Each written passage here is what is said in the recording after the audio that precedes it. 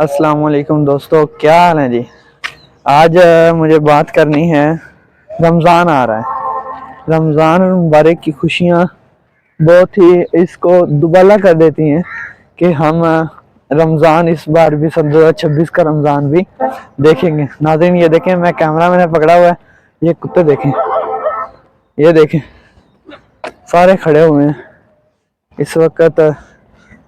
یہ میں ان کو میں نے بات تو کچھ اور کرنی تھی، لیکن آپ یہ دیکھ لیں سارے کیسے دیکھ رہے ہیں، اس طرح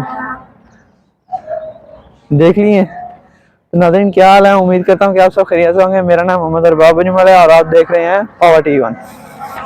رمضان کی خوشیاں دوبالا کرنے کے لیے ہمیں نماز اور اس جیسی تمام عبادات کی جو ہے پابندی کرنی چاہیے، اور ایک دوسرے کا خیال رکھنا چاہیے۔ دیکھیں کتنا صاف موسم ہے۔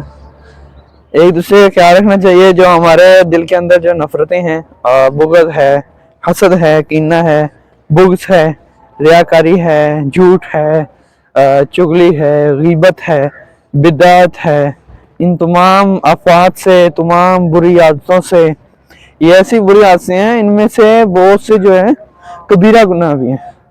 ہمیں کبیرہ گناہوں سے بچنا چاہیے، کیونکہ کبیرہ گناہ بغیر توبہ کے معاف نہیں ہوتے، اور توبہ بھی اسی کو نصیب ہوتی ہے جس کو اللہ چاہتے ہیں۔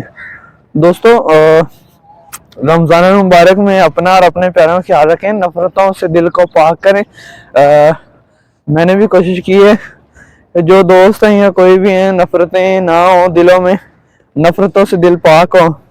تو اگر میں نے تو ایک دفعہ کہہ دیا تھا، لیکن اگر کوئی نہ مانے تو اس کی مرضی ہے، میری طرف سے جو حساب کتاب ہے وہ اتر گیا ہے۔ تو ناظرین، آپ نے ایک تو یہ کرنا ہے کہ حسد نہیں کرنا۔ حسد آپ کی ساری نیکیوں کو ہے جلا دیتا ہے، حسد نیکیوں کو راکھ کر دیتا ہے، اور بری عادتوں سے بچنا ہے، جس سے میرے نبی نے اللہ کی پناہ مانگی ہے۔ میں نے کہا ہے کہ وہ جھوٹ، چغلی، غیبت، بدعت، حرام مال سے روزہ افطار نہ کرنا، روزہ نہ رکھنا حرام مال سے، مال نہ ہو تو بھوکے رہ جانا، حرام مال سے نہ رکھنا، اور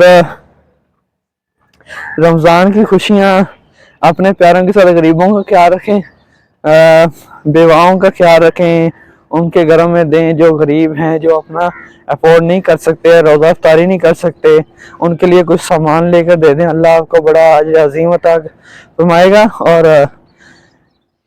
چلو ملتے ہیں انشاءاللہ پھر نئے رمضان کی، جب رمضان قریب آ جائے گا اسی وقت۔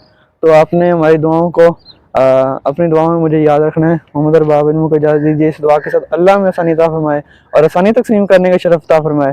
السلام علیکم ورحمۃ اللہ وبرکاتہ۔